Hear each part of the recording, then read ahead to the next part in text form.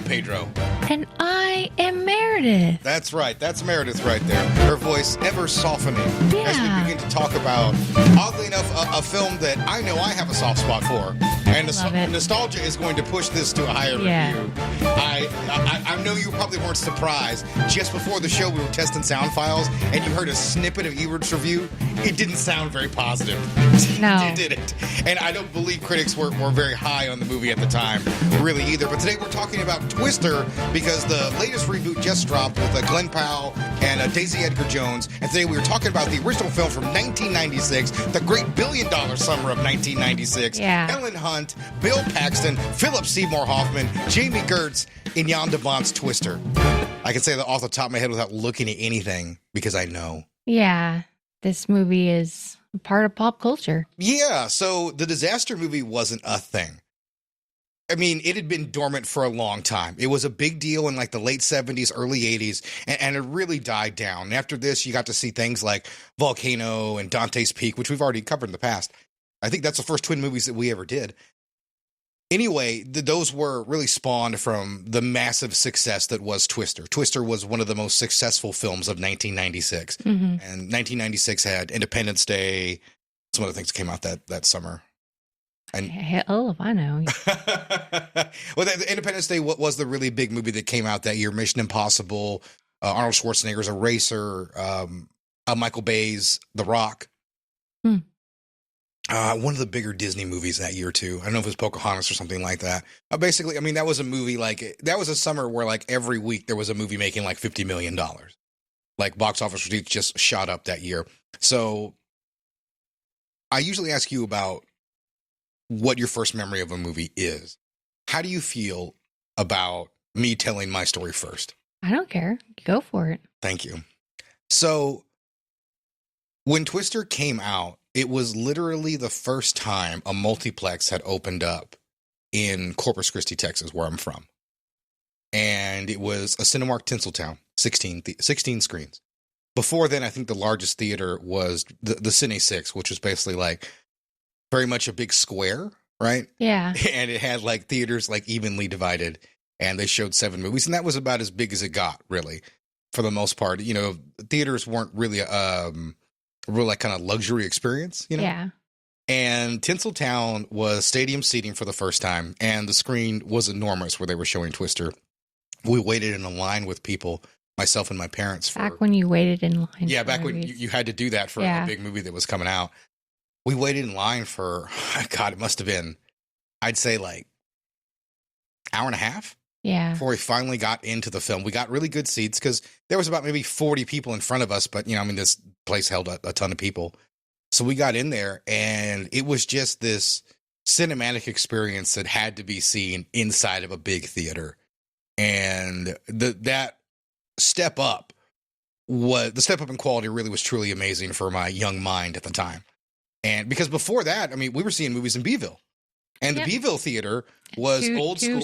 Two screens. And that was just what would be like the size of a 7-Eleven, right? Oh, yeah. Yeah, it was small. not a very big building at all. It was like a big 7-Eleven. And it was old school. In the front of the theater was just a big mono speaker that blared out the sound that they ran with the fucking, you know, RCA cable all the way from the projector to the speaker. So the sound was a little bit off always. Yeah. But I mean, I saw movies there like that for a long time. And I remember once we went to the Cinemark, my dad rarely, if ever, went back to the Beeville 2-screen theater ever again, even though it was 20 minutes away. Yeah. He was like, no, we will see movies here from now on. This is how they're meant to be seen. And it was just one of those things that was a movie experience that made me fall in love with cinema, even though if I was aware the movie was just good. Like, it wasn't like amazing. You know, it wasn't great. It wasn't Jurassic Park or anything like that, but it, you know, it was fun. A ton of people went to see that movie. A ton. Yeah, this was like a massive weekend. It was a big deal. Yeah, it was it really was the start of the summer. I think it was May 10th was the opening weekend. And I can't remember anything really bigger than like maybe like Titanic. Well, Independence Day was the bigger movie of Independence the year. Day. Yeah, that was the bigger movie of the year, and it did very, very well. But like this set the tone. Like I said, it just when the summer hit, like this made $50 million. The next week, like Mission Impossible made $45 million. It just was one of those things. Like Arnold Schwarzenegger had a down weekend with like only $40 million for Eraser on the opening weekend. It just like everything was this massive hit in that summer. It was just sort of wild. And we look back at this summer, everybody said doom and gloom to start because we had The Fall Guy, which underperformed, and Furiosa, which flat out bombed. Yeah. Everybody was worried. I think there was a Disney movie that didn't do well. And then, now we Twisters has overperformed, and we just saw Deadpool. And as we've seen, that's about a $200 million opening weekend for an R-rated film. Mm-hmm. So they're back. It's just, just how it goes sometimes. Sometimes you make movies that people have no interest in seeing. As cool as we think a Furiosa movie is, America was like, eh. Well, if you have a really cool introduction story to a movie, you can email us at grittyrebootcast@gmail.com. That's correct. You can also search for Gritty Reboot on Instagram or TikTok and YouTube to find our channels there where you can follow us and find clips of the show, little musings I might have. And on YouTube, we do a little bit of game streaming. We don't do it as much as we should, but we do it on occasion. So, and we usually, I think we're still on Fallout because Fallout 3 is a massive game. It takes forever to beat. And I hadn't gone through it in a long time, and it's been fun to sort of revisit it. The nostalgia is kind of wearing off a little bit, and some of the older game mechanics are grinding on me a bit, I will say. Yeah. But, there still is some real fantastic moments locked away inside that old game. As there are a lot of games like that. You just have to deal with some older interfaces. Mm-hmm. Actually, it's done really well. Oh yeah, there's something like some parts of the voice acting. The weakest voice actor is Liam Neeson, right? Yeah, he could barely be bothered to be there. Yeah, I know. He's like, the check cleared. All right, great. I'll say your lines. All right. So anyway, let's continue on.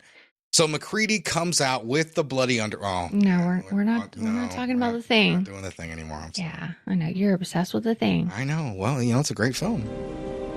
There is a mystery, elusive, unpredictable, violent. It terrifies most scientists.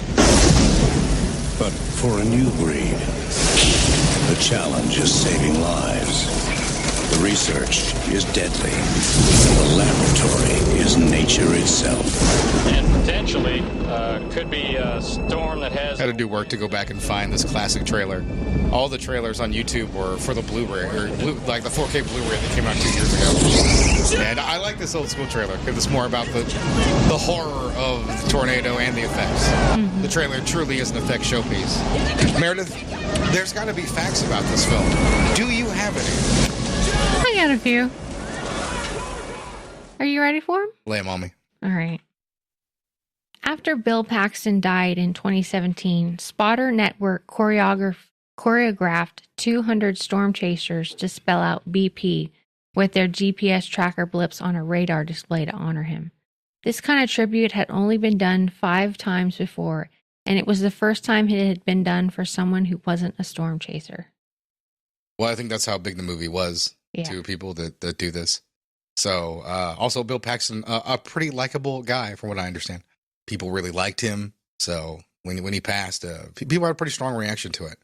I got to see a picture of this just a little bit before we recorded. I was just Googling just a few random things and I saw, what they did. And it was a nice thing. It really was. Yeah. Yeah. Almost brought a tear to my cold, cold heart. Do you know how they got the tornado sounds in this movie? How'd they do that? A recording of a camel's moan was slowed down and used as the sound of the tornado. I would not have guessed that. Filming in Oklahoma was briefly delayed due to the bombing of Alfred P. Murrah Federal Building in Oklahoma City on April 19th, 1995. I watched a making of, and they covered this they touched on it the tiniest bit. Many of the crew went to the site to help with recovery efforts. It's really strange when you have those real world events sort of touch a film and everything like that. Yeah. Or when you realize like a movie was made or some things were shot on like 9/11 or I always think of that. Kevin Smith, there was a scene on Dogma. I can't recall what it is, but they had to shoot like a big important scene of the movie on the day Stanley Kubrick died. And like everybody on set was just generally bummed. Well, yeah. Yeah. And so, but you still got to work, you still got to work and stuff like that. That's a minor thing like that, but it's just the way things go. A jet engine from a Boeing 707 was used to generate wind in some scenes. Yeah. Yeah, I'm not really surprised at all. Jet engine, baby. I know the first time they actually tried to do some of the things with the fan, they realized they were very limited on what they can do, because the more things you throw into there, the more wreckage there is that Bill Paxton has to avoid. Yeah. And so they realized, like, you know, when you get that realistic wind, you can't really put things that have any weight to them, because they could easily catch Bill Paxton in the chin and ruin a scene and hurt him. Yeah. Even if it's something you don't think is necessarily that dangerous, you know, with 50 mile an hour of wind behind it, you know, a shoe can, you know, really hurt somebody all of a sudden.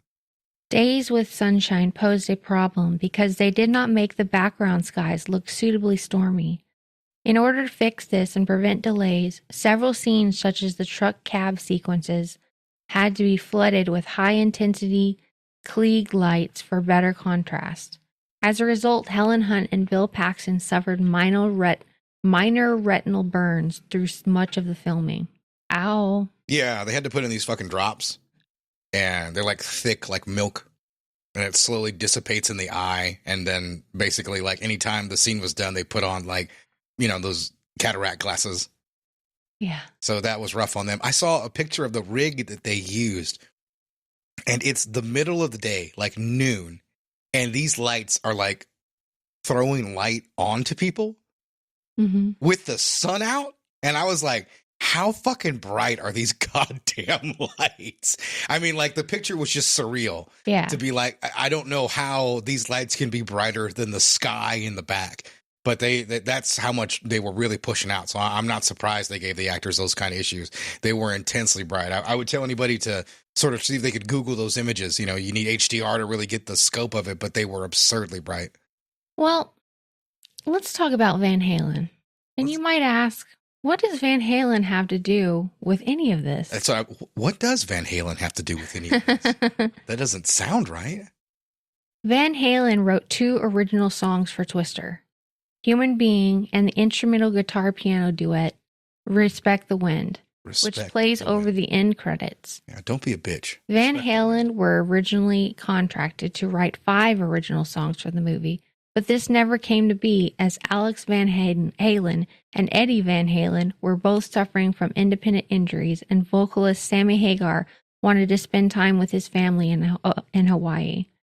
Hagar failed to show up on the day he reportedly promised to join the band in studio to finish the songs, which caused the band to come to blows that led to Hagar's departure from Van Halen. Human Beings was merged with an unfinished ballad titled Between Us Two, and Respect the Wind was written and recorded less than 24 hours before their contracted deadline with Warner Brothers was to end. These issues would lead to one of the many breakups of Van Halen. Yeah. Van Halen, a little bit after this, would begin doing a few recordings with their old lead singer, David Lee Roth. They would get together and they would re-debut themselves with the old lineup at the MTV Video Music Awards, where David Lee Roth presented Beck with the Best Alternative Artist Award and infamously slightly danced in the background behind Beck while he was giving his speech. And people felt like he made a spectacle of himself, as did the Van Halen brothers, who had a massive issue with it, and it began another beef with another lead singer in less than 6 months. Yeah. And they eventually would part ways with David Lee Roth again and go on to find a new lead singer and never find the heights of success they had with either of those two guys. You got to play well with others is the key to the story. That's, like I said, that's time and time again the story of any artist band. Yeah. It just never ends. A bunch of egos getting in the way. I'm assuming the Van Halen brothers at that point just assumed that, hey, we can take any bum and throw him in front of the band. No, you and can't. He'll be a hit singer. He'll be, we'll have hit after hit after hit. And that's not just how it works. It's just. Oh, you absolutely can't. Yeah. You have to. I mean, it takes a real talented person to be the head person of a band.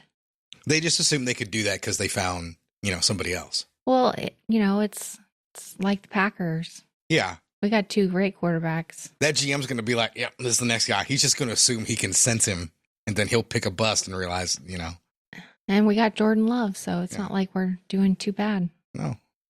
All right. That's our sports. Wow, we have talked so much sports on this episode. Yeah. What are you finally starting that sports podcast inside of our other podcast? No. Is this a spinoff episode? Is that what this is? We would do Would we do football or would we do basketball? I think we would just do a general sports. Well, whatever we would do, you only can focus on the one season. So what do you think there's an easier time of us doing? Watch football or basketball? Probably football. Yeah. Because it's the one day. Well, not one day, many days. Yeah, it's like I got to watch Thursday. Monday and Thursday, Thursday, sometimes Saturday. There'll be a Tuesday game, apparently. Yeah, eventually it'd just be 7 days a week of football. And they play 30 games a season. 30 games a season. Yeah. Half of the players are androids. Yeah, they might as well. In early scenes, when Philip Seymour Hoffman is sitting on a lawn chair, he lifts his leg in the air while laughing. His genitals were fully visible for a split second. It was edited out of the DVD and VHS release, but it was leaked from VHS screeners to industry professionals. So you're telling me I just have to do a little digging to see Philip Seymour Hoffman's genitals? You can see his genitals if you'd like. Okay. You just have to work for it a little bit. Okay. I don't know if we're talking about trying to find that footage or grave robbing. Ew. You just got to work for it a little. You said it. Not what I meant. Not what she meant. All right. Let's just whisper the rest of the show at this point. It's an ASMR movie podcast. No. Ugh. Director Jan De Bont didn't want to work with famous actors because of their notorious demanding nature. They also and diva said behavior. no to the project. Instead, going for a lesser-known actors in order to not draw the attention from the tornadoes. He said the hardest actor to cast was Helen Hunt. De Bont really wanted her to play the lead because he loved her strong persona and ability to boss people around, which reminded him of a whirlwind. However, the studio was puzzled over De Bont's choice since Hunt was only known for doing TV sitcoms at the time, so they pressured him into holding additional auditions. De Bont said that these auditions were really embarrassing since he had to tell every actress who turned up that he had already set his mind on Hunt, and afterwards informed the studio that he was unable to find a suitable actress. Well, props to him. Hunt was an odd choice, I will say that. I mean, I was young at the time, but even I thought that as I saw the movie. I was like, why do they have Paul Reiser's wife from Mad About You on Chasing Tornadoes? It's not the choice that I would have made, but it worked out quite well. Helen Hunt would end up going to win an Oscar a couple years later and have a pretty nice career for herself. She's great, and I can see Helen Hunt and Bill Paxton together, so I think it's good casting. Yeah, they do have good chemistry. It was a nice decision by Jan De Bont. Yeah. This was Jan De Bont's hot streak. It ended right after this, but this was the hot streak. And sadly, that is all that she wrote as far as the trivia for this movie. I don't think I have any extra trivia to add. I mean, this is one of those movies where there's literally like thousands of facts of trivia, right? Yeah. There's like things about the Twister Museum in Wakita. Like there's all sorts of weird Oh, yeah. There's a bunch more facts, but yeah. I was like, let me pick the ones that are most. Well, I got that feedback once. It's like, well, there's other facts you could have brought up. I'm like, well, it's not just a show. We talk about the facts of the film. Yeah. Like you are editing down 5 or to 3 simple Actually, cool facts. I'm picking like 8 facts out of like 50 or 60. Yeah, because there's a ton of a ton. Some movies you're going to go in there and there's thousands of things. What was it? The Fog? The trivia section didn't even light up. Yeah, there's some that just didn't have anything. Yeah, I would go to site and try to find stuff, but it's just nothing. I'm always surprised some movies when you Google them, they have like a bit of a following. Like Deep Star 6, there's some people like, yeah, I love this movie. Like The Fog was one of the few movies, the remake of that, or I don't think there was any fan art. There wasn't any blog post. There wasn't like a Reddit thread where people were like, this was underrated. It was just yeah, a barren wasteland of that film. But, sometimes it just goes that way. What do you think about getting this thing kicked off here and starting to talk about this movie? Let's talk about this here tornado movie. Sorry, I didn't mean to go all country on you. We got to find out about these twisters. They're coming for us. They're going to take our jobs and our houses. All right. I'm going to dial back the country and put the professional voice back in. Professional. That's right. I will try to make my voice as Caucasian as possible. It already is. People give me shit for it. June 1969. 1969. Nice. Ominous music. Very ominous. There's so much danger in this open. That's how it works. Yeah. there is no score to this film. It is simply just a woman in a room making the sounds of a symphony while drunk. Ominous clouds, lightning. There's a tornado warning. It blares on the TV. A mother grabs her kid. They head to the storm cellar. The cellar is all the way across the yard. Yeah, it really is. When they're planning the house out, this was a bad idea. Yeah. All hell breaks loose, but they make it to the cellar. And he can't get it open, right? Yeah, he struggles for a minute. He does, but and it's like, isn't it just a hook in a hole? Like, because when he locks it back down, it's like he doesn't do anything fancy. He's literally in there just holding it. He doesn't have a fancy locking mechanism. Which would have saved his life. Yeah, which is a problem. Yeah. Yeah. But the poor paw, he gets got by the tornado. Yeah. So that's the first thing I thought when I saw the movie. Is like, oh no, the tornado got her paw. Yeah. It took him. And this scene was weirdly a late reshoot. They basically came up with this whole idea late. They had a different way they started the movie and tried to do this instead. I think it was Spielberg's idea to kill off the dad. Of course, it was Spielberg's idea. Yeah. So, which sort of is weird if you think about it, right? Because it adds pathos to a character. And that's not in Helen Hunt's performance at all.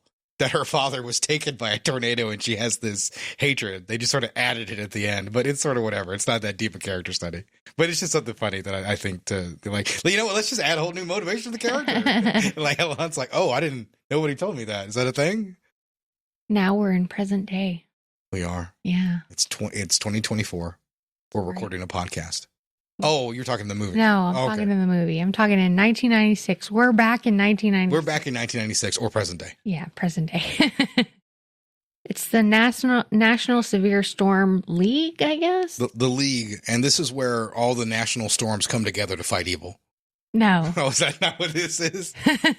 That sounds way more interesting. It does, yeah. But no, it's just a bunch of nerds that are tracking storms. They're trying to keep people alive. You're like, stupid nerds. Trying to give people advance warning, like, oh, look at your computer, nerd boy.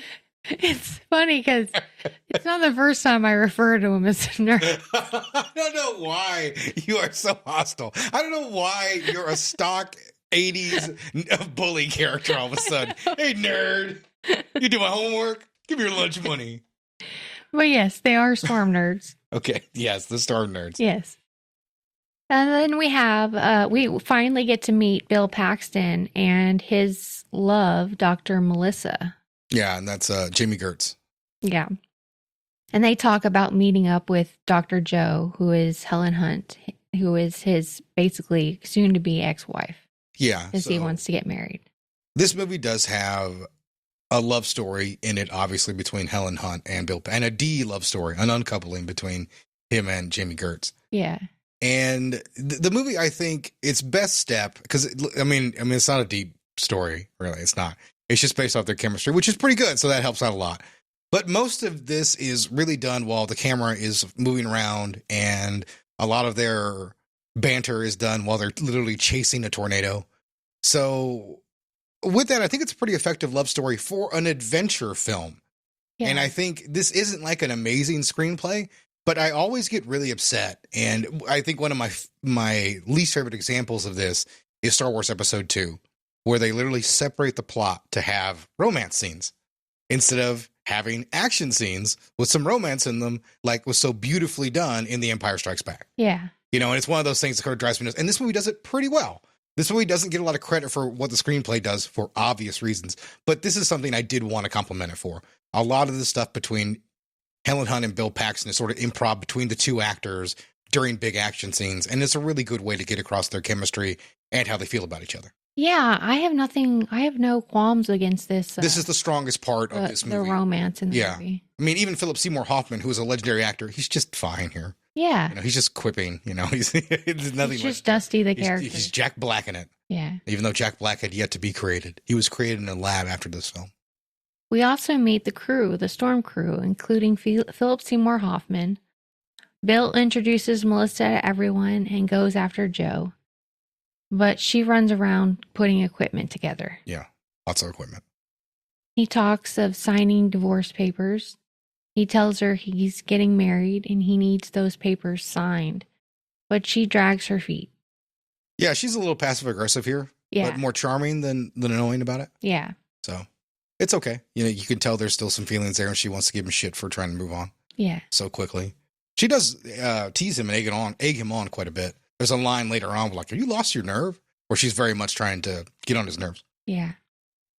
But she wants to meet Melissa. Wants to size her up. Yeah. Joe tells him about Dorothy. Yeah. And he's automatically interested. So whatever is happening with Melissa just melts away. And he's all about Dorothy because he helped basically put this concept together. Yeah. So it's good to hear that there's some progress. And by the way, this is one of the rare times you will see the official like art or anything from The Wizard of Oz on something that's not attached to that film. And that's because this is a Warner Brothers film and they own The Wizard of Oz. And even then, it was a fight and a half to get Dorothy on the side of that thing. Yeah. Or even to call it Dorothy. They had issues later on where I think like in the flashback, Joe's dog is supposed to be named Toto, and they couldn't clear that, so they decided not to name it Toto. I think the dog's just unnamed. So she shows him Dorothy, piquing his storm-chasing sensibilities. You can see it come out in the Paxton. Yeah. Melissa shows up and starts asking questions about Dorothy. She doesn't know anything about tornadoes, so and both him and Bill and Joe are basically like, "Oh, you little poor child. Yeah, and they do. You don't know very nothing." much treat her like a kid. Yeah. You can tell she loves, but she's the audience's proxy, and she's the excuse why these very experienced storm chasers have to break down advanced concepts simply to the audience, and that's okay. That's just basic screenwriting. Anytime you're going to do a movie that's about any kind of science or anything like that the audience might not understand, you're going to have somebody explain some shit. Well, I mean, you don't really need to, but you're always worried about idiots if you're a Hollywood movie. Yeah. And that's the way it works. Well, we have a little action that shows up. There's a tornado. A tornado. In a movie called Twister, shockingly, there was a tornado. This is our first tornado. The first one. Ring the tornado bell. Yep. I don't have a sound effect. You could like chug your entire beer every time there's a tornado and you'd be fucked up by the end of this movie. You heard it here first. Meredith supports binge drinking. Well, there's also a scene where there's two tornadoes, so you'd have to do two drinks back to back. Yeah, you'd have to Stone Cold Steve Austin it. Maybe you should take shots. You know what? Just do some heroin every time you see a tornado. Just go all in. Oh, is that too far? Yeah. Is that too far? Jeez. Okay, you're right. Fentanyl. Okay.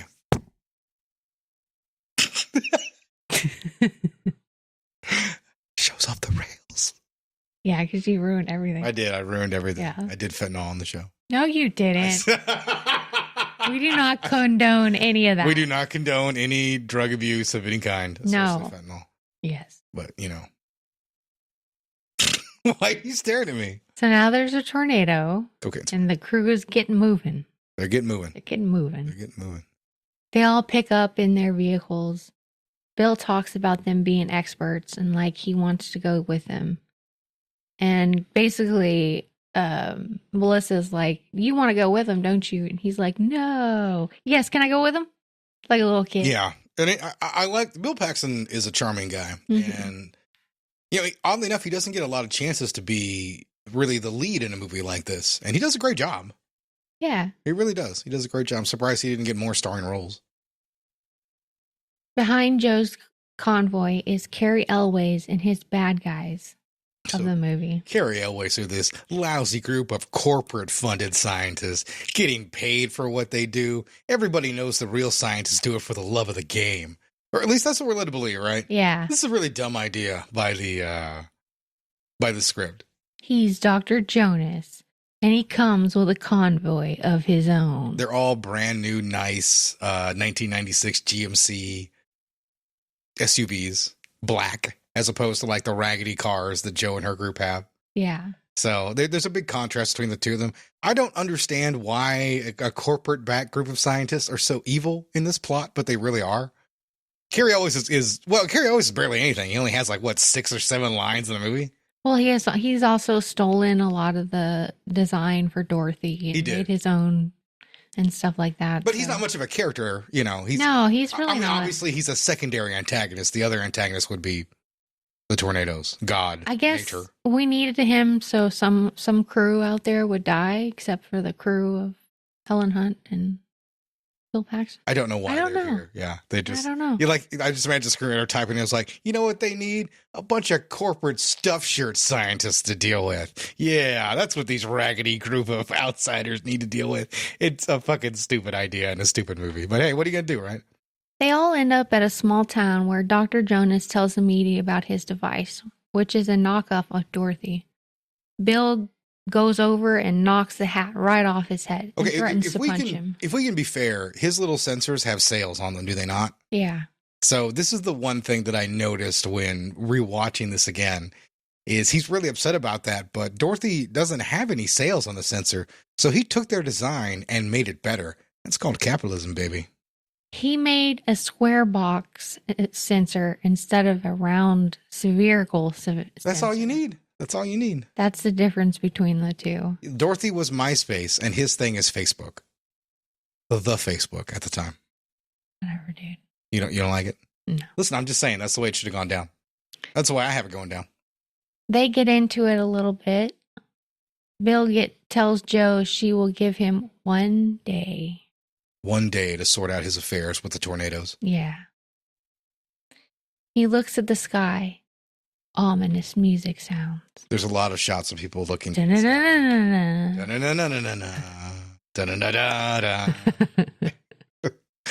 Dr. Jonas shares info about the storm, but not really. Bill shifts and feels the earth. Yeah, I mean, I looked down at my notes for a second and I heard that, like, what? It's not shifts, it sniffs. He's like, hold on, we're on a bad rotation. let me shift this here planet. And he feels it. Yeah, he's feeling up on the earth. He caresses the air. All the earth. You like that, do you? I don't know why I'm having in my head Bill Paxton getting fresh with Earth. That's the movie that's playing on in my brain. I like your version better than any other version of Twister. Well, Bill sniffs and feels the earth. He's a storm soothsayer, if you will. When it comes to these storms, he's always right about where there's going to go. Yeah. Like every like call that he makes, like he's just like, wait, it's going to shift. It's going to turn. He's always right. And then we have like a moment between Dr. Melissa and Joe where she basically confronts her and asks her, Melissa asks Joe if this is not a desperate attempt to keep him in her life. So she's like already seeing the chemistry between those two. I mean, there is a love triangle in the film. It's not really really Jamie Gertz's character isn't of too much consequence to the film, right?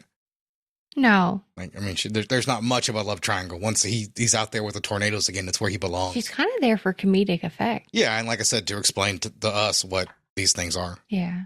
And that's it. To add a little drama to it. Mm-hmm. Bill gets everyone moving and they're off. Dusty plays rock music, and Dusty is Philip Seymour Hoffman, if you didn't know. And that's the Van Halen song, I believe. Yeah. Playing here. Melissa is a therapist and gets a call. Joe tells Bill Melissa isn't nice, and Bill is suspicious. Almost all of the comedy of Jamie Gertz on the phone talking to her patient doesn't work. Or really, it's just... I mean, I don't know if it worked better. The movie did not get good reviews, so I would assume it didn't work better in 1996. But like her, just her therapy jargon, she didn't marry you for your penis and stuff like that. Yeah. None of that really works. The only joke that works is near the very end. I've got to go. We've got cows. And that's only because of her delivery. Her Southern Belle delivery. I love it. Joe insinuates Bill needed therapy, and they argue, and Bill drifts off the road. Bill tells Joe he's happy with Melissa, unsure if he's convincing himself. Yeah, the movie sets it off pretty quickly that he is not in the happiest of relationships. And the movie is very early coding you to say, like, no, this is where he belongs. Yeah. So, which is fine. I mean, it's not necessarily a love story. They go down a road, and we see our first tornado of the movie. He goes through a field and gets close to them. They run into a ditch and end up in a little under Yeah, a because this little is where bridge. she's like, "Have you lost your nerve?" And then he goes into the ditch to try to get closer. Joe wants to get Dorothy out, but it's too late. The tornado passes over them. It slams the truck against the bridge, and then it's over. Yeah. But they survive basically being under this bridge and having the tornado just swirling outside them, destroying their truck. Yeah. Melissa is driving, and Joe's truck lands in front of her. She has to swerve to miss it, so that's where her truck went. It's a fun cutaway. Everybody see my truck? Boom. Yeah. And then they all come to see if Melissa is all right. And she's fine. Yeah. She's just a little shook. I would be shook up. I'm not Well, I mean, a that storm is person. fair. That is fair. I'm not a storm person. Well, nobody's really a storm person except for these assholes. There are people like Well, these assholes, yeah. I work with a guy that loves storms. Oh, really? Yeah, he goes outside every time there's a storm. We had that bad hail. You were freaking out. Yeah. Yeah, you were freaking out. You were like standing next to the window. I was like, get away from the window. Because I was watching my windshield get destroyed. And I was like, and there's nothing you can do about it if you take a piece of hail to your forehead. Yeah. I got you out of there. And then you and Maya were freaking out. Well, it was so loud. It was very loud against that house. Yeah. Yeah, and it destroyed our roof. We have It to did. get our roof Yeah, we're repaired. getting our roof fixed. Yeah, thanks a lot, Hurricane. Yeah. Wasn't a hurricane. Joe asks what kind of coverage they have on their truck. And they end up piling into the truck. Melissa, Joe, and Bill. So I do want to mention another fact about the movie that I do know is this enters the Dodge Ram now as the main vehicle for almost the rest of the story. Yeah. Pretty much until the finale when they finally lose the vehicle. Dodge Ram sales spiked so hard because of this movie. Yeah, And- it can withstand a tornado. Yeah, Are you the kidding level me? of hell they put it through. I think there was a Dodge Ram commercial with Bill Paxton driving through the house. Like they made a commercial out of that. Like it'll survive anything. And it really made the Dodge Ram one of the most popular pickup trucks of the late 90s. It's a good looking vehicle, too. Yeah, I think it had a great look to it. And I mean, that's just, I think people were like, oh, damn, it's a good looking, that's a Dodge? I never thought about buying a Dodge before, and that's sometimes all it takes. Something looking cool in a movie really can spark a trend. And like I said, those were very popular vehicles. Will owned a Dodge Ram for many years, probably for that very same reason. They were very popular in Twister. Yeah. My best friend's dad was real into Dodges. Yeah. A lot of people were. That's all he ever bought was Dodge. The old man, before he bought that Silverado, he almost bought a Dodge. Yeah. Almost. But he's like, no, the Silverado, they made him a better deal to Chevy place. Jonas follows the storm. Basically, they're tracking another tornado already. There's already another tornado around. Another one. Jonas follows the storm as well in his corporate convoy. Bill notices this tornado is changing directions, calling it a sidewinder. The Sidewinder, which is pretty cool. They continue to track the storm. We find out Melissa is a fertility therapist. They continue to track the storm. One tornado becomes two. A cow flies by, then another. So this is one of the iconic moments of the movie. Yeah. You got a huge laugh in the theater. I do remember that. They try to outrace the tornadoes but can't. It passes right on the truck. Bill and Joe are thrilled, but Melissa is terrified. The crew talks about stopping in Wakita to see Joe's aunt. Joe says no. And they chant for food in a really strange way. Yeah. Well, I guess Aunt May is used to... Aunt May. That's her name, right? Is it? Yeah, we'll say Aunt May. So Aunt May, once she was done training the Spider-Man, she moved to Wakita, where all the tornadoes are. where every tornado in the world is apparently in this Yeah. one area for the next 48 hours. I know I wrote her name down somewhere, so we'll get it right eventually. Aunt Meg. Aunt May. Aunt Meg. Close enough. Yeah, close enough. May, Meg, same difference. That's my favorite shark movie, The May. Can you done? Jesus. Joseph. Jesus, jumped up Christ. All right, come on, let's do the show. Next scene is Aunt Meg's house, and they all are getting comfortable and eating. They see Jonas on TV and all talk shit. They trade stories of Bill, who is, they call like the crazy man or whatever. Yeah, he's a wild one. Yeah. Melissa is very surprised because she knows Bill is a different person, basically. Yeah, she knows him as a weatherman. So he's They probably talk a really about calm dude. They talk about the F scale for tornadoes.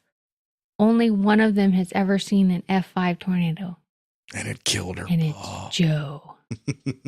The way they build up to it, like, what's an F5? Everywhere the table stops, like they just all of a sudden they're not scientists and they can't talk about data. It's really stupid. But it does build up the mystique of the F5, even if it doesn't make any sense for scientists to be afraid of a classification. Like they can't even talk about it because it might spawn it. We get a scene where Joe's upstairs taking a shower and she's in the shower. Mm-hmm. And then Joe gets her tits out and everything. No, she doesn't get her tits. She's flicking the bean in there. Wow. No, we're not doing that? Is this like wishful thinking? Joe's aunt tries to cheer her up about Bill and basically tells her, he's here. There's only one reason why he's here. And it's because of you. Yeah. Which is pretty much true. Yeah. So this is a rare time the movie slows down entirely. Mm-hmm. And it's for Aunt Meg or May. We're not really certain. Yeah, because we come back to Aunt Meg in the future because there's stakes. Her stakes. Yeah. Are in danger. I said they're danger stakes. No, not stakes. Yeah. There are stakes as in like bad. There are a lot of stakes. God damn it. You did this. You did it. Yeah. Not the kind of steak you eat is what I meant. Yeah. It shows. It's the worst show I've ever done. So later on, you could say her stakes are dangerous and rare. Dusty screams. They got one. A tornado. They all run off to catch it. How did he scream? They got one. They got one. He runs in the room and he whisper yells as loud as he can. Well, I don't want to like yell and blow everybody's eardrums. That was a poorly chosen pause. Man, this show is off the rails. All right. So, yeah, he runs in there and says that, and they immediately run off the dinner table. Yeah, Melissa rides with Dusty, and Joe and Bill ride together. Yeah. Bill has to put a belt around Joe, and their chemistry can't be ignored at this point. Is there any context for him putting a belt around Joe? Any context? I think they're trying to get into contact with their other dudes in the trucks. Oh, okay. Yeah. You mean a walkie-talkie pack? Yeah. Okay. And so he's like, he puts a belt on her. I was like, Puts a pack on her. Okay, good. I was trying to imagine that scene. I was like, I don't remember him. Like, hold on. Your pants are slipping down. Let me put a belt on you, Joe. I was like, I think I'd remember that scene. No, that's not what I meant. Like a belt pack. A belt pack, okay. Belt pack. A belt pack, a pack of belts. It's got a 6-pack in case her pants keep falling down. They won't stay up. Okay. Rabbit is leading them to the tornado, and he's one of the guys that has the maps and whatever. Yeah, he's the guy who got mad earlier about the creases through Wichita. They come out of a cornfield and run right into Dr. Jonas and his corporate caravan. Bill makes him turn. Tornado touches down right on the road they're driving on. Bill does more of his soothsaying, right? Where Yeah. he's like, this road will take us I can feel it. Yeah. I've got the sight. They say that the storm could eventually become a half a mile wide. Joe decides to go for it, and they get ready to be in the path of the storm. They got hail. Yeah. They have an upblow. Bill gets in the back and preps Dorothy, but there starts debris falling. Debris? The tornado forms and then doesn't. So much drama happens. Yeah, there's a lot of yelling and stuff back and forth to each other as they're getting everything ready, and Dorothy fails either way, and then the tornado just dissipates. Joe wants to get closer, and she does, but Dorothy is stuck, and the tornado is too close. Dorothy falls off the truck, and the tornado disappears. But they hear roaring still. Joe wants to pick up the sensors, but Bill gets them to safety. Bill and Joe get in a fight, but they talk. Real talk. Bill tells Joe that she needs to stop living in the past and to look at what's in front of him. What's in front of her. Yeah. Him. And basically there's a shot of Melissa. And she's like, here's this whole thing. She's like shit. listening like, oh, this is super. That's exactly what I wanted to hear my future husband say. All he's doing is talking about how much he loves his ex-wife and putting belts on her. So many belts. A bunch of nerds are looking at monitors again. Nerds? Well, we harken back to the nerds that we saw earlier. Yeah. These are the same nerds. These are the same nerds. Not different nerds, but the same ones. Yeah. They're monitoring a storm. And then the ominous music comes. Da-na-na-na-na. More of that. More Yeah. of that. Da-da-da-da-da-da. The crew lands at a drive-in and they get some food. Joe orders 8 coffees to go and sign the divorce papers. Yeah. I like how you wrote down in your notes how many coffees she grabbed. Yeah. You're like, wait a minute. That's an important fact. That could come into play later. Well, I always thought, like, damn, that's a lot of coffees. That's She's going to have to carry all those coffees back. I'm like, how is she going to do I assume they'll that? give her like a carrier. Give her a couple of carriers? Yeah. Or she takes a few at a time and then goes. That's what I was thinking when I saw it. So I guess. I want, I want you to know that I'm officially dropping the Gritty Reboot name, and we're going to be all about drink carriers from now on. A drink carrier exclusive podcast. Yeah. Bill comes up to Joe and talk about Dorothy. They hear a rumble and the TV cuts out. Lightning picks up and a tornado is right on top of them. Lots of shots with all the actors looking out into the distance. Yeah. Before they realize. Joe wants to see it, and so she goes closer. But she snaps to and warns everyone. Everybody rushes into a garage as the tornado rages towards them. So there's a moment, I think Dusty comes running out like, it's coming, Bill Paxton. It's already here. Yeah. And you get a really cool shot of the tornado coming through the drive-in, which, by the way, by 96, drive-ins were pretty much a dinosaur. It comes rolling in, and it destroys the screen, which they're showing Stanley Kubrick's The Shining. Jan De Bont always likes to have a reference to Stanley Kubrick. And for a few moments, The Shining is playing on the tornado as it's spinning through. And it's a pretty nice effect. Yeah. I guess we haven't really talked about the effects because they hold up pretty well. There are some moments where you're like, ugh, but, where some things don't really hold up as nicely as you might like. But for the most part, these effects are pretty solid. Yeah. And because it was 1996, really the tornado and a few elements of the debris are CG. Most everything, and the sky replacements, like you mentioned earlier, most everything else is pretty practical in the film. So, it does have a very tactile feel when a car is coming at them. It's really a car. The garage that everybody's in slowly falls apart and collapses. One of their team members gets hit in the head with a hubcap. Almost gets like his head scalped. Yeah. Yeah. A truck gets thrown into the garage. It's a pretty intense scene. Like Michelle, Jimmy Gert's character, she's just like screaming during this. Mm-hmm. And it's fair. I mean, this does seem terrifying. Like if I was there, I'd be like, yeah, this is it. And then we go to Aunt Meg, and her wind chimes are starting to go nuts. The tornado is over there, and they are taking stock. They notice the tornado is heading to Wakita. Bill and Melissa part ways. So there's a scene where Bill and Melissa are talking, and Melissa's basically like, dude, I can see the chemistry between you guys. She's like, I know there's not. I'm not stupid. Like, I know there's not a spot for me in this third act. Yeah. So I'm going to just leave the film and never be referenced again. I can't do this tornado thing, and you seem to love this tornado shit. Yeah, which is fair. I mean, it's a lot of stress to put her through, and she's out. And, like I said, I appreciate her performance in the film. She helps some of this sort of cliche 90s therapist character. Yeah. It's not a great character, but I think she does a good job elevating that material. So she leaves the movie, and, we do lose that character. But once again, we are focused on more important things at this point. We were lucky to have Jamie Gertz do a good job. They're back in Wakita, and it's a wreck. Nothing is standing. Yeah. They find Aunt Meg's place, and Joe rushes up to it. This is real impressive in the behind the scenes of them literally just trashing a town for this. Yeah, they built a bunch of homes. Well, they bought a bunch of homes. Yeah, they bought 10 homes. Yeah, they bought a bunch of homes that were just empty or set for demolition and just destroyed them in different ways and stuff like that. And then brought in a bunch of trash. And they also built more homes. Yeah, they built a bunch. They built a bunch of stuff. It's like I said, that's the one of the things I appreciate about this era of Hollywood filmmaking. That early combination of CG. There's still a great ton of magic done with practical work. I know. Like just building these sets, because at no point do you ever doubt this is a town destroyed by a tornado, right? Yeah. I mean, we see it a lot where they step somewhere and you can feel the green screen, and then they ain't none of that shit here.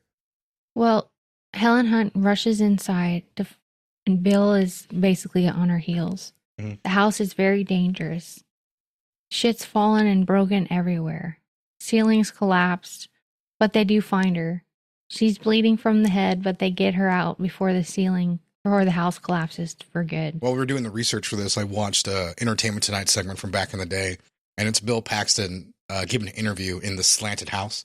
Oh. So he would be like laying down on like the chairs in the wrong way. That's how they were actually like in the set to look upside down and stuff. So it was kind of a funny thing of him just walking around what was going to be this set here. Yeah. So Aunt Meg talks about having no warning. Dusty gives if Joe. only there was something that could give her a warning. Yeah. If only her paw had a warning. We're just kind of tying this all back together, folks. Dusty gives Joe the news that there is a F5 coming. And everyone shits themselves.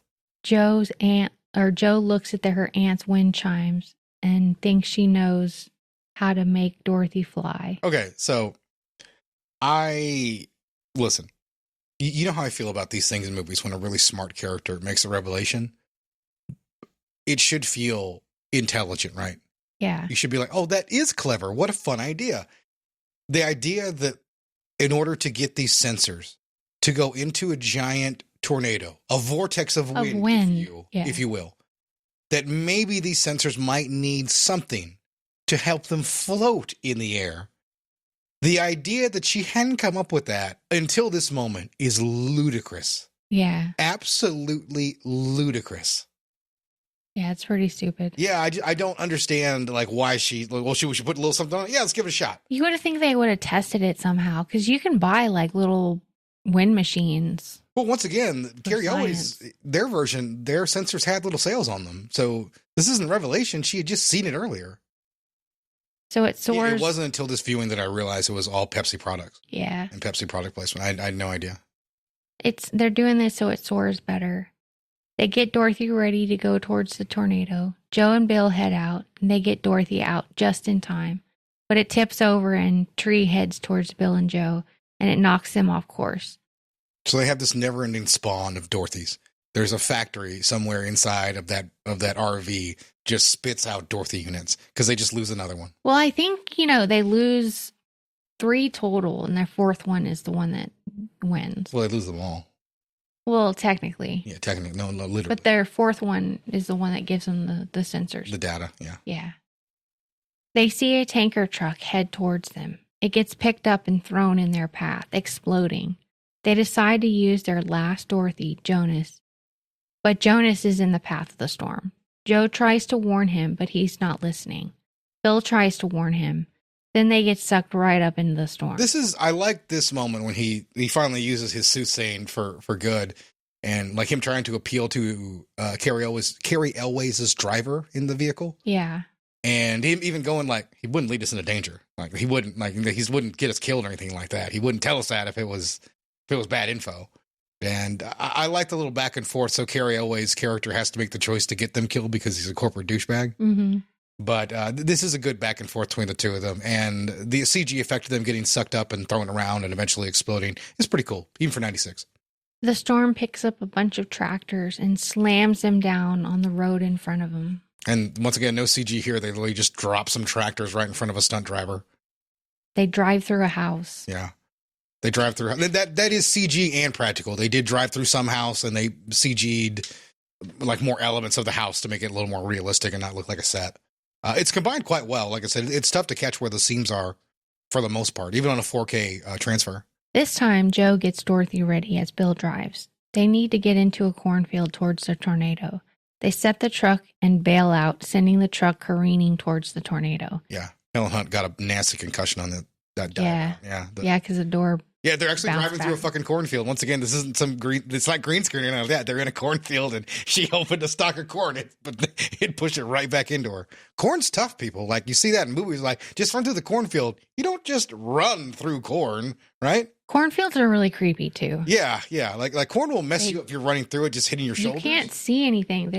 You're blind. They're really tall. Yeah. All you can see is the sky. Yeah. And like, it's just really difficult. Yeah, and so I always say it all the time, to run through the cornfield, like, well, you can't just run through a cornfield. Like running through the forest at night. It's a good way to get yourself killed. Well, their efforts work and the sensors go right into the storm. They fly right into it. We get the victory music and everything like that as the crew, Philip Seymour Hoffman, everybody like that is seeing all the data light up. The storm is shifting again, so they run through the corn. Yeah, nice moment where it shifts and they're like, oh shit, we gotta go. It shifts to a local farm thing to find they try to find solace at a farm. Real showpiece for the effects is a slow-moving, gigantic black tornado. Yeah. This darkness moving through, destroying these giant barns and everything like that. It feels like there's thousands of elements of debris flying around. Yeah. They go into the barn and everything's there is sharp and blunt. Literally the worst place. And it's just the worst place. Yeah. They go for it and run like hell. They make it to a shed.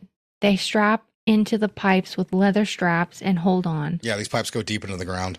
This is my least favorite part of the movie. This is the dumbest way to get this movie. Because they would be shredded by all this fucking crap. The whole movie is about debris, talking about the debris coming in. We just showed while they were in the barn, like pieces of the picket fence coming down right through the barn. We've shown that this tornado is dangerous for what's inside of it. Well, it's like a piece of grass was found like through a board. Exactly. On a tornado site at one time. Yeah.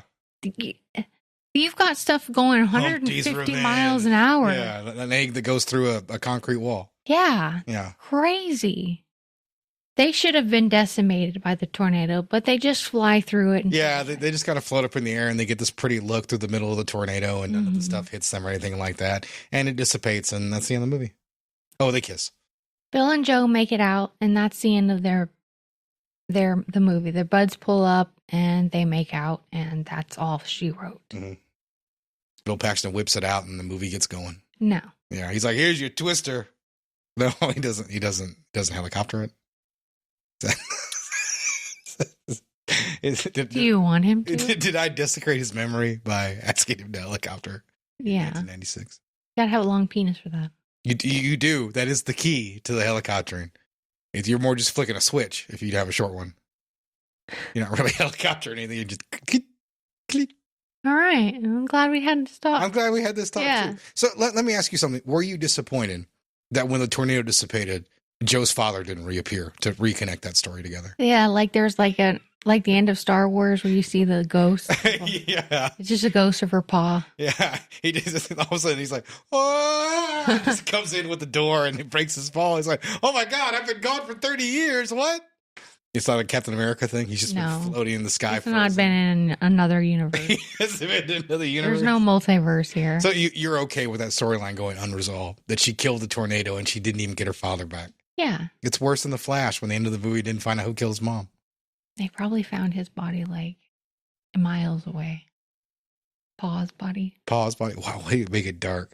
I'm making jokes here about the movie being unfulfilled, and you're like, they probably found his body miles away. They'd probably the creatures had already gotten to his eyeballs by then, I'd assume. Really? Wow. All right. So this movie. Numerical rating of Twister. For me, this is a 7.5. I have to give it I'm not going to give 0.5. That's already stupid. We already go 3 out of 10. Yeah, well, it's 7.5. So I will say, so you give it a 6. No. I'm going to give it a 6. I think it's a really watchable, entertaining summer flick, but that's about it.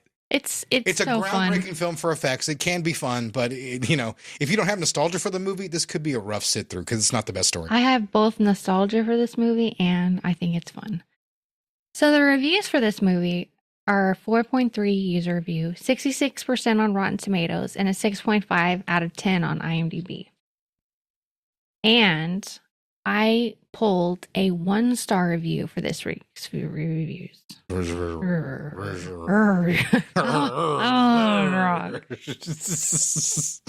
This review is called "He's in It for the Science." This movie is completely absurd. It is a ridiculous love story set in Tornado Alley in the Midwest. After reading some of the comments from my fellow reviewers, I see why this crap fest is rated so high. It is made to appeal to foreign markets and the young and/or stupid American market, a large market indeed. In my opinion, the release of Twister in 1996 marked a turning point in Hollywood. It became apparent to movie makers that it really didn't matter if the dialogue was brainless or the plot was full of holes. It doesn't matter if the actors could act or if the script was convincing. What matters was how loud and violent a movie could be. We in America love our violence, and it translates well into any language. Since foreign markets make up a large percentage of a film's profits, it must make sense to create long action sequences with little conversation or plot as possible. In fact, Twister would have been improved had there been no discourse at all, just people fleeing from the hundreds of tornadoes that terrorize the American Midwest every day. I can't wait for Twister 2. Maybe Carmen Electra and Ashton Kutcher will be in it, and there will be a lesbian subplot. Jeez. In short, if you have a nice home theater with surround sound and would like to have your intelligence insulted, I recommend giving Twister a go. Otherwise, stick to something cerebral like the recently remade Starsky and Hutch. I know. Something cerebral. Carmen Electra is in that, and she kisses another woman. No corporate sellouts here, baby. It's all about the science. It's all about the science.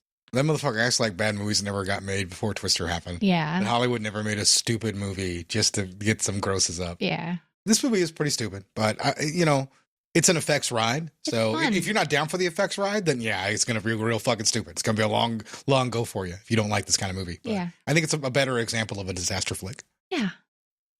And then we'll see Twisters next week. That's right. Yeah. We'll see Twisters next week. And, this was a fun trip down nostalgia lane. Mm-hmm. Getting to be able to see this one again. And I've always appreciated the fact that, the show's not over yet. How can I forget about Roger Ebert, who in the year 1996, can you guess? Can you guess, babe? He hated this. He was very much alive. He was, yeah. He was alive, yes. He lived. As did Gene Siskel. And together, they reviewed the cinematic powerhouse that was Twister. And together, they combined and gave it an awful review. And I remember their awful review from back in the day. I wasn't really surprised when I looked it up and found that they didn't really care for the film. But I guess it's nice to hear their complaints and what most critics probably thought of this movie back in the day. Yeah. Everybody down in the pit! Get down! Let's go! Everybody down! Go! Move! Come on!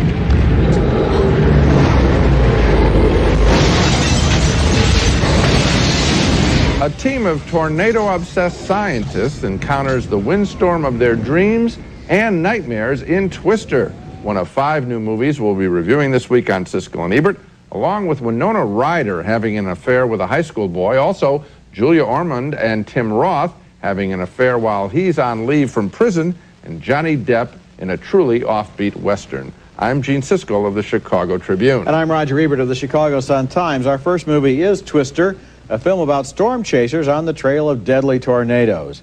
As the movie opens, Helen Hunt and Bill Paxton play a couple who are on the edge of finalizing their divorce, but still share one crucial thing in common, an obsession with tornadoes. He only went to see her to get her to sign the divorce papers, but a big storm front comes through, and here they are chasing Twisters again. Are you mad? I'll be mad later. Right now I'm trying not to kill it. Funnel getting thicker. It's moving fast. Coming towards you, Joe.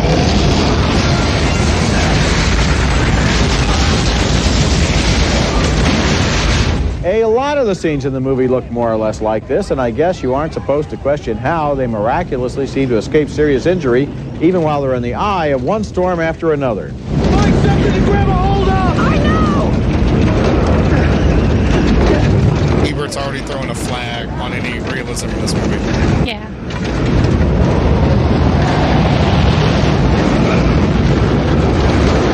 What are you doing? I still enjoy this movie. When they're not in tornadoes, they're cleaning up after them. For example, when Helen Hunt's aunt, played by Lois Smith, has to be rescued from her home. Okay, ready? Watch your hand, watch your hand. Go! Go! Oh, okay. Oh. Easy, easy, easy. Easy. Oh, good.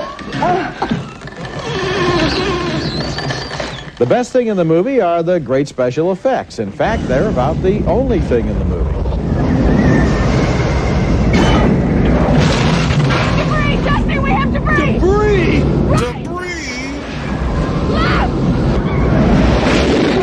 Now, I'll say this about Twister. You get your money's worth in the special effects department. Twister starts out with a tornado and keeps on throwing tornadoes at us for 117 minutes. I felt like I had spent an eternity in Weathercaster hell. In between, there's a silly plot involving Paxton being caught between his first wife and his current fiancée, but with twisters arriving every 20 minutes, who cares? At one point, the fiancée just gives up. There's a great line where she says, she does. "When you told me you chased tornadoes, I thought that was a metaphor." Well, if so, it would have been the only one in this movie. I admired the special effects in Twisters, but not enough to recommend the rest of the film. I had the same reaction, Roger. It is a ridiculous story surrounding the Twisters. Now think about it for a second. You're making this movie. Yeah. You're farming out the special effects to ILM, Yeah. Industrial Light and Magic, the best special effects house in the world. Yes. The best. You know they're going to be great. Yes. So why not take your time and write a fresh story, Yes. something exciting around it? It shouldn't be too great a challenge. This cornball business of the marriage that's going to come together as they fight the Twisters and then toss away the other wife. And then the rivalry between two groups, one in black cars and the other in the bad funky guys. cars. The bad guys have corporate sponsors. Yeah. Yeah. I mean, At least Ebert had my complaints. the old person in a movie, only there to be a victim. Yeah, I mean, and here's come another on. thing, Gene. Remember the invention they have called Dorothy? Yeah. Which is going to have, they have these little spheres that have sensors inside that will Okay. be sucked up into the Right. tornado and be able to read it. It looks like R2-D2, doesn't yeah, it? and then when they have to get it out of the pickup truck, two people can lift it Yes. easily. That's interesting. And then I realized all the blinking lights are just window dressing. Basically, this is a garbage can Right. filled with little plastic things that the tornado is going to suck up. Unbelievable. So now let's recap the movies we reviewed on this show. 2 thumbs down on Twister. Only the special effects work in a predictable story that teaches us actually absolutely nothing about tornadoes. 2 thumbs up for Captives, a tense love story. So yeah, they were not real thrilled about No. Twister. And I mean, they had a lot of the complaints that I kind of point out to the movie, but I guess at the end of the day, they didn't really bother me all that much. But they didn't have nostalgia for it. It was just a stupid movie they had to watch back in 1996. It's a stupid movie I've grown up with, so I kind of love it. I love it too. Kind of. But that is it, gentlemen and ladies. Next week, we will do Twisters. And after that, we'll do Clockwork Orange. No, it's not true. But we will be doing Twisters next week. So look for that. Yep. As we complete the Twister cycle. We're going to party next week. We're going to party. We're going to party like it's 1996. That's not how that goes. All right, guys. See ya. Bye.